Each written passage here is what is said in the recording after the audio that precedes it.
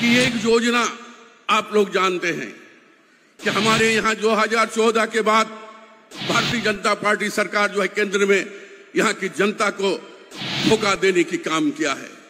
उन महंगाई पर, बेरोजगारी पर उन्होंने बात किया था। ना यहाँ के लोगों का बेरोजगारी दूर हुआ, ना महंगाई कमा, ना किसानों को दोगुना लाभ हुआ। और 2016 साल में भारतीय जनता पार्टी ने कहा कि 2022 आते आते हिंदुस्तान में एक भी कच्चा मकान नहीं रहेगा। ये उनकी बात थी, भारतीय जनता पार्टी की बात थी, प्रधानमंत्री की बात थी कि 2016 के बाद 16 से लेकर 22 तक हिंदुस्तान में कोई भी कच्चा की मकान नहीं रहा। क्या किया, क्या किया, ये सुनिए आप।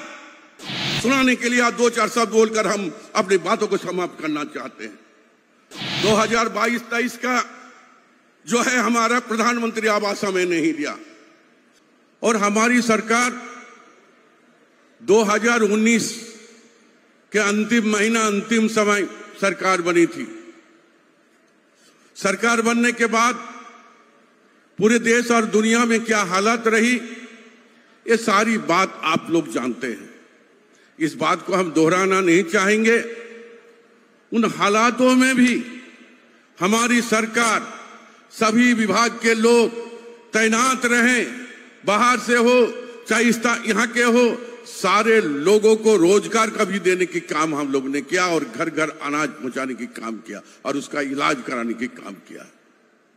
हमारी सरकार लगातार 2 साल तक कोरोना महामारी में जूझते रहे, लेकिन माननीय मुख्यमंत्री हेमंत सोरेन जी का हौसला का दाद देता हूं, वो खड़े रहे और सारे मंत्री और लेकर तंत्र को लेकर वो हमेशा फेस करते रहे कि हमें झारखंड के नौजवानों के लिए, झारखंड के लोगों के लिए, गांव के लोगों के, तमाम लोगों के लिए हमें कुछ करना होगा।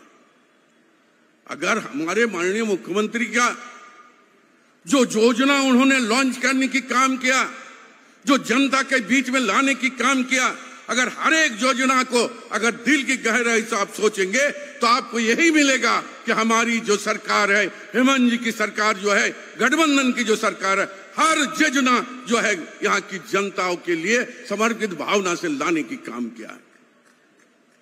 ये समर्पित भावना तब से हमने देखा है कि माननीय मुख्यमंत्री ने जब इन्होंने जो सर्वजन पेंशन के उन्होंने आधारशिला रखने की काम किया और उन्होंने का ऐलान कर दिया, कोई बंधन नहीं, जो 60 साल की उम्र के चाहे मर्द हो चाहे औरत हो, सारे लोग को वृद्धा पेंशन नहीं मिलेगा। कोई चीज में बंदिश नहीं है, कोई गाइडलाइन नहीं, कोई बंदिश नहीं, सारे लोग मिलेगा। आज उस गांव में सर ऊंचा उठाकर हम लोग जाते हैं, हम जनप्रतिनिधि हैं। जो महिला रोती थी कि बेटा भाई हमें नहीं मिला वृद्धा पेंशन, क्या करेंगे, उम्र हो गया 70 साल, आज वही बोलता है कि आपकी सरकार आने के बाद, हेमंत जी की नेतृत्व में जो सरकार बनी है, हम लोग को राहत मिला है और हम लोग को पेंशन मिल रहा है, हर महीना 1000 रुपया मिल रहा है। ये खुशी की बात है। ऐसा करके अगर हम देखें, हम एक नहीं अनेक योजना की बात आपको हम यहां पर रखने की काम हम कर सकते हैं, लेकिन समय अभाव है। लेकिन 2-4 बिंदु रखकर हम अपनी बातों को यहां समाप्त करना चाहेंगे।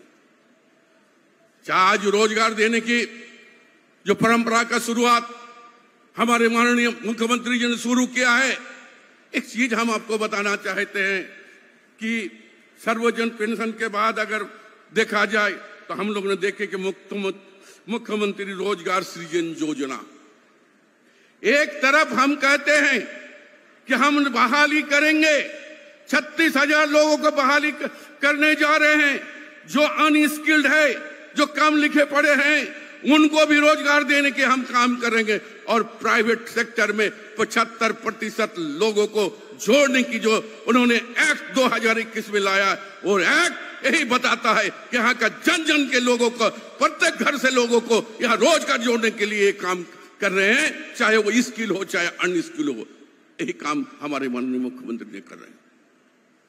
और उसके बाद उन्होंने जो लाया है मुख्यमंत्री रोजगार सृजन योजना, 25 लाख तक आपको लोन दिया जाएगा, कम ब्याज दर में, चाहे छोटे कारखाना हो वेल्डिंग मशीन हो, चाहे छोटी दुकान हो, चाहे गाड़ी हो, आप लोग ले सकते हैं। आज किसी का गाड़ी हम आप चलाते हैं, अगर हम मन बना लेते हैं कि मुख्यमंत्री जो योजना चला रहे हैं उसी योजना के तहत एक गाड़ी हम खरीद कर, अपनी गाड़ी बनाकर, इसी से हम कमा कर हम अपना परिवार को पालेंगे, ये काम अगर कोई किया है तो माननीय मुख्यमंत्री हेमंत सोरेन जी ने करने की काम किया है। दोस्तों, इसी तरह एक नहीं अनेक योजना हम लोगों ने शुरुआत किया है। कई रोज पहले माननीय मुख्यमंत्री के साथ प्रोजेक्ट भवन में हम लोग गए हुए थे। मारंगोम के जयपाल सिंह मुंडा जो स्कॉलरशिप जो हम लोग के देने के काम हम लोग किए। जो गरीब के बच्चे जो गांव में पढ़ते थे, उसका मन करता था कि हम जो हायर स्टडी के लिए हम बाहर हम जाए। वो चाहते थे हम दिल्ली जाएं और दिल्ली के बाद अगर हमें मौका मिले तो अब बाहर जाकर भी हमें शिक्षा ग्रहण करना पड़ेगा। माननीय मुख्यमंत्री जी भी वही योजना लाकर उस दिन 25 लोगों, बच्चे, लड़का और लड़की को हम लोगों ने उस दिन स्कॉलरशिप बांटने के काम हम लोग ने किया है।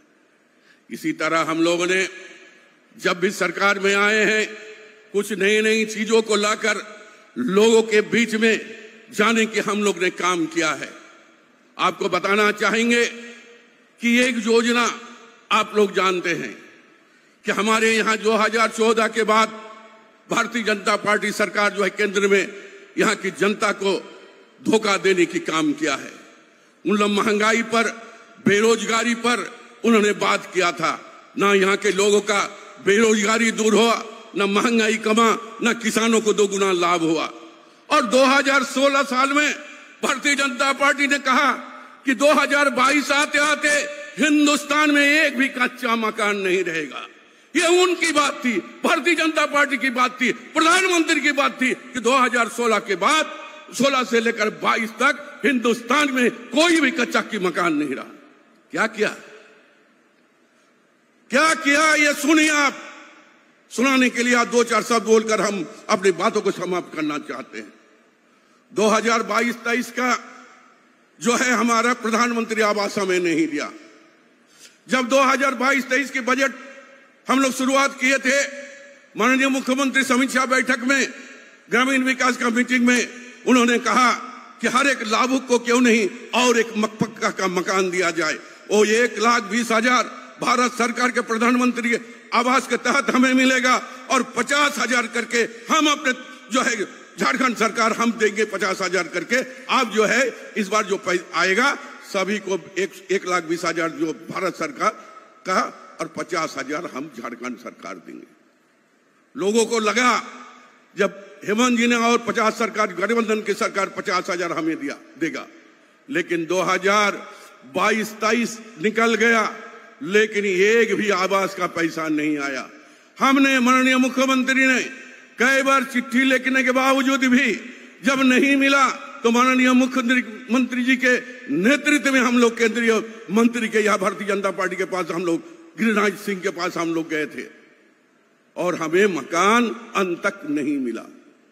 जब 2022-23 के अंत में 500 करोड़ रुपया जो आवास के लिए देना था सभी को 50,000 रुपया, उन्हीं दिन माननीय मुख्यमंत्री ने बोले थे वेट कीजिए आप लोग, और हम चाहते हैं कि आने वाले दिनों में ये 500 करोड़ रुपया और भी पैसा लगाकर हम लोग ऐसा ही सब बनाएंगे जिससे हम लोग का यहाँ जो लोग का घर छूटा है, जो गरीबों का घर छूटा है, वो घर हम देंगे। और हम माननीय मुख्यमंत्री जी को हम धन्यवाद देते हैं तहे दिल से कि उन्होंने 15 तारीख को आबुआ आवास के नाम से उस योजना को लॉन्च किया है। इसीलिए मैं पुनः माननीय मुख्यमंत्री का धन्यवाद देते हैं कि उन्होंने जो वादा किया था और जो कमिटमेंट किया था वो पूरा करने की काम उन्होंने किया है। इसी तरह दोस्तों, हम लोगों ने ग्रामीण क्षेत्र के लोगों का रोजगार बढ़ाने की दिशा में एक नई नियम लगाकर और नई पहल करके एक योजना लाने की काम हम लोग ने किया है।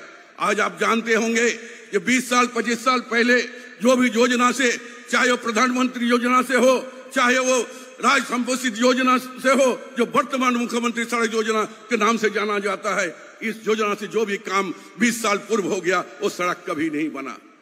जब तक ग्राम के क्षेत्र में कनेक्टिविटी हम नहीं बढ़ाएंगे, जब लोगों का आवागमन नहीं हो सकता है, तब हमारे यहाँ जो भी उत्पाद होता है, धान हो, चावल हो, गेहूं हो, पटुआ हो, जो भी होता है, खरीदने वाला कौन होगा?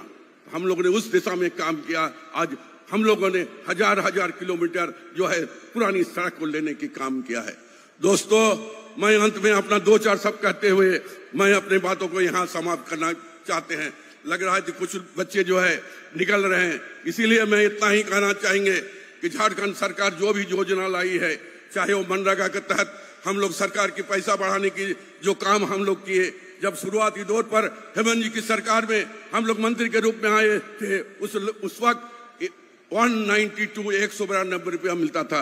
आज हम लोग अपना पैसा देते हैं, 255 रुपया देने की काम हम लोग ने किया।